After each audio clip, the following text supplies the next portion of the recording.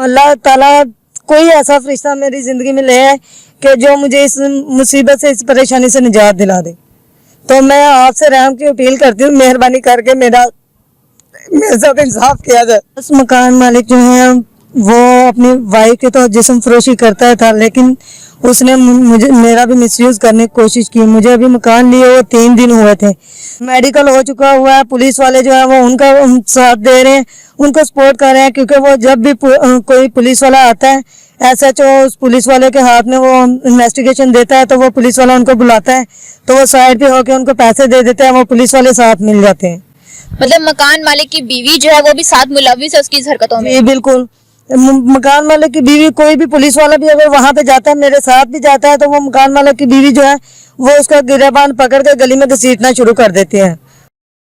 अस्सलाम वालेकुम नाज़रीन, मैं हूं आपकी मेज़बान फराह इकबाल। नाज़रीन, मेरे साथ शहनाज मौजूद हैं जिनको इनके मालिक मकान ने बहुत ज़्यादा तंग किया है, काफ़ी तशद्दुद किया है, मारा पीटा है। जानते हैं इनसे कि इस सारे झगड़े की वजह क्या बनी है। अस्सलाम वालेकुम। वालेकुम अस्सलाम। शहनाज कैसी हैं आप? अल्लाह का शुक्र है, आप सुनाएं। अल्हम्दुलिल्लाह। मुझे बताइए कि क्या वजह बनी है जिसकी वजह से आपके मालिक मकान ने आप पे तशद्दुद किया है? बस मकान मालिक जो है वो अपनी वाइफ के तो जिस्म फरोशी करता था, लेकिन उसने मेरा भी मिसयूज करने की कोशिश की। मुझे अभी मकान लिए हुए 3 दिन हुए थे, तो उसने मुझे टॉर्चर इस तरीके से करना शुरू किया कि वो कहता था कि भाई मेरे साथ एंजॉय करो। तो मैं क्या कर सकती थी, लेकिन अभी 3 दिन हुए थे मुझे मकान लिए हुए। सिक्योरिटी दे चुकी थी, रेंट दे। कितनी सिक्योरिटी दी थी? 50,000, 50,000 रुपया मैंने सिक्योरिटी दी थी। और मकान का किराया कितना था? 4500 रुपया। 4500 मतलब एक महाना किराए के महज आपने 50,000 रुपए दिए? जी, उन्होंने कहा कि हमारा कोई गांव में प्रॉब्लम बना हुआ है जिसकी वजह से हमें इमरजेंसी जाना पड़ रहा है, तो आपकी सिक्योरिटी हमारे पास सिक्योर पड़ी है, जिस वक्त आप मकान खाली करेंगे आपको मिल जाएंगे। तो मैंने उन पर ट्रस्ट करके दे दिए। तो बकायदा स्टाम्प उन लोगों ने करवाया था, ये लिखा भी था। तो उसकी कॉपी आपके पास नहीं थी? नहीं, मुझे उन्होंने कहा कि कॉपी करवा के आपको देते हैं, लेकिन उन्होंने नहीं दी मुझे। उसके बाद फिर झगड़ा किस तरह से शुरू हुआ? झगड़ा इसी तरह शुरू हुआ कि उन लोगों ने, जब मकान मालिक ने मुझे खालिद बेग ने कहा कि मेरे साथ थोड़ा सा मौज मस्ती करो, तो कोई मसला नहीं है, किसी को भी नहीं पता चलेगा, मेरी वाइफ को भी नहीं पता चलेगा। फिर कहता कि मैंने आपके घर में बैठ कर चर्च पीनी है। तो आपने मकान किराए पे लिए? शादीशुदा हैं? जी, मैं शादीशुदा हूँ, लेकिन हस्बैंड जो है वो मेरे पास नहीं है। अकेली रहती हैं मकान? जी। मतलब आपको अकेली पाके उन्होंने ये हरकतें करने की कोशिश की? जी बिल्कुल। तो जब मैंने उनकी ये ऑफर एक्सेप्ट नहीं की, तो उन्होंने जो है गुंडे ला के मोहल्ले वाले लड़कों को उन्होंने कहा कि भाई इसको थोड़ी सी छेड़खानी करो, अगर ये बोलेगी तो हम इसका सामान उठा के बाहर फेंक देंगे। तो मकान का रेंट दिया भी हुआ था इन्होंने, बजाय नोटिस देने के, 1 माह का नोटिस होता है कानून का हिसाब से, लेकिन इन लोगों ने नोटिस देने के बगैर ही इन लोगों ने सामान उठा के बाहर फेंकने की कोशिश तक की। मैंने जाके कोर्ट से स्टे लिया। स्टे लेने के बावजूद इन लोगों ने जो है मेरे साथ मार कुटाई करके मेरे से मोबाइल 3 थे वो छीने। 20,000 रुपया जो कि मेरे बैग में उस वक्त भी मौजूद था, इन लोगों ने बैग में से निकाल के स्टे के पेपर्स वगैरह सब कुछ इन लोगों ने मेरे से छीन के तो मुझे घर के अंदर बंद कर दिया। तो तकरीबन 24 घंटे मैं घर के अंदर बंद रही। 24 घंटे बाद मेरे घर वालों किसी को भी इत्तला नहीं हुई कि आप घर में बंद है? नहीं, वो भी मेरे फ्रेंड जो है वो मेरे घर वालों ने कांटेक्ट किया, मेरे भांजे लोगों ने कांटेक्ट किया। तो मेरी फ्रेंड जो थी उसने गुजरते हुए, उसने बहाने से वो गुजरी है वहां से, उन लोगों ने देखा मकान मालिक खड़े हुए बात कर रहे थे कभी इसको यहीं पे ऐसे अंदर मरने देना है, इसको बाहर नहीं निकालना। तो मेरी फ्रेंड ने फिर मेरे भांजे को बताया, तो मेरे भांजे ने आके मुझे वहां से निकाल के लेके गया। फिर मतलब जब आपका भांजा आया है वहाँ पे आपको लेने के लिए, वहाँ पे हाथोपाई हुई थी मकान मालिक के साथ? मकान मालिक की बीवी कह रही थी कि इसके भांजे से भी मोबाइल छीन के तो इसको भी अंदर बंद करो। तो मेरे भांजे ने बड़े तरीके से उन्हें समझाने की कोशिश की कि देखो मेरे साथ तो आपका कोई झगड़ा नहीं है, ठीक है, अगर मेरी खाला को कुछ हो गया, मर जाती है मेरी खाला, तो ये सारा आपके ऊपर अटैक आना है, तो आप क्यों ये इस तरह जुल्म सितम कर रहे हैं। फिर उन्होंने कहा कि ठीक है इसको ले जाओ और सामान हमने इसका नहीं देना।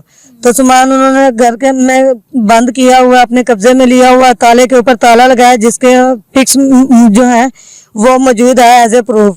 मेडिकल हो चुका हुआ है, पुलिस वाले जो है वो उनका साथ दे रहे हैं, उनको सपोर्ट कर रहे हैं, क्योंकि वो जब भी कोई पुलिस वाला आता है, एसएचओ उस पुलिस वाले के हाथ में वो इन्वेस्टिगेशन देता है, तो वो पुलिस वाला उनको बुलाता है, तो वो साइड पे होके उनको पैसे दे देते हैं, वो पुलिस वाले साथ मिल जाते हैं। मतलब मकान मालिक की बीवी जो है वो भी साथ मुलविस है उसकी इस हरकतों में। जी बिल्कुल। मकान मालिक की बीवी, कोई भी पुलिस वाला भी अगर वहां पे जाता है, मेरे साथ भी जाता है, तो वो मकान मालिक की बीवी जो है वो उसका गिरबान पकड़ के गली में घसीटना शुरू कर देती है। नहीं, जब उन्होंने आपको कहा है कि आप मेरे साथ जो है घूमे फिरे एंजॉय करें, तो आपने उनको मना नहीं किया कि ये चीजें आप मतलब क्यों कह रहे हैं? आपने उनकी बीवी को शिकायत नहीं लगाई? बीवी को शिकायत लगाई, जब बीवी खुद अपनी जिस्म फरोशी कर रही है तो वो कैसे उसको हस्बैंड को मना कर सकती है? वो तो खुद हस्बैंड के साथ इस काम में मुलविस थी।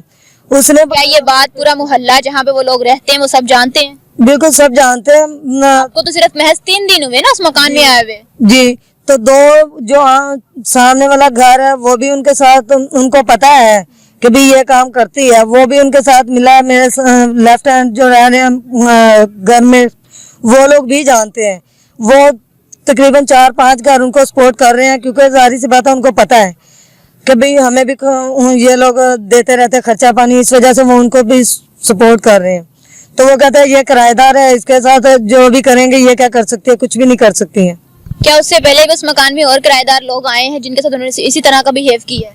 जी, वो उसने खुद, मकान मालिक की बीवी ने खुद बताया, कहती कि यहाँ पे रह के गई थी, उसके साथ भी हम लोगों ने मारपीट करके निकाला था, तो क्योंकि वो रेंट नहीं टाइम पे देती थी, ऐसा करती थी, ये करती थी, वो करती थी।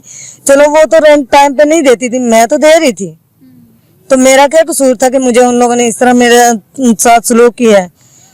तो मैं तो ऐसे जुल्म सितम को रोकना चाह रही हूँ। मैं कहती हूँ कि ऐसे जो है लोग जो सरेआम गुंडागिरी कर रहे हैं, ऐसे गंदे धंधे कर रहे हैं, इनको कंट्रोल किया जाए। क्या चाहती हैं आप? किस तरह से अपने इंसाफ की अपील करेंगी? मैं कहती हूँ कि मुझे इंसाफ दिया जाए कि उनसे मेरा जो नुकसान उन लोगों ने किया है और मेरा सामान जो उनके कब्जे से छुड़वाया जाए। मेरी चीज़ें जो उन लोगों ने मोबाइल वगैरह छीनी है, वो मेरा जो है नुकसान पूरा करवाया जाए। मैं उस घर में अब नहीं रहना चाहती हूँ, क्योंकि कोर्ट भी जो है, कोर्ट में भी ये स्टे का चल रहा है, लेकिन कोर्ट भी सही फैसला नहीं कर रही है। आज भी पेशी थी, लेकिन जैसा आपने वो लास्ट टाइम दिया था कि 3 दफ़ा उन्हें जवाब के लिए तलब कर चुके हुए हैं, वो नहीं आए, हाजिर नहीं हुए। लेकिन अब भी जैसा आपने कहा कि मंडे को मैं जवाब सुनाऊंगा, फैसला सुनाऊंगा। अब मैं तो खुद इस चीज़ पर टेंशन में हूँ कि कोई भी अल्लाह ताला कोई ऐसा फरिश्ता मेरी ज़िंदगी में ले आए कि जो मुझे इस मुसीबत से, इस परेशानी से निजात दिला दे। तो मैं आपसे रहम की अपील करती हूँ, मेहरबानी करके मेरे साथ इंसाफ किया जाए। अच्छा, परेशान नहीं हो, बेहतर हो जाएगा। आपके घर वाले कहाँ हैं? मेरे घर वाले चुंगी मेरे से दूर रहते। आपने उनको बताया अपने सारे वाक़ये का? मेरी बड़ी सिस्टर को और उन लोगों को पता है। तो वो साथ चल रहे हैं आपके? हाँ जी, वो तो साथ में चल रहे हैं। नाज़रीन, शहनाज जो है अपनी मदद की जो अपील कर रही है, वाकई ही जो मतलब दरिंदा जो एक मालिक मकान अपनी ही किराएदारों की इस तरह से तंग करेगा, उसे जिस्म फरोशी पे लेके आएगा, जो वो काम नहीं करना चाहती उस काम पे उसका आमादा करेगा, जब वो मना कर देगी तो उसके साथ ये सलूक किया जाता है। इस केस को स्ट्रिक्टली देखा जाए और शहनाज को इंसाफ दिया जाए। इसी के साथ मुझे दीजिए इजाज़त, फिर मिलेंगे। अल्लाह के बाद।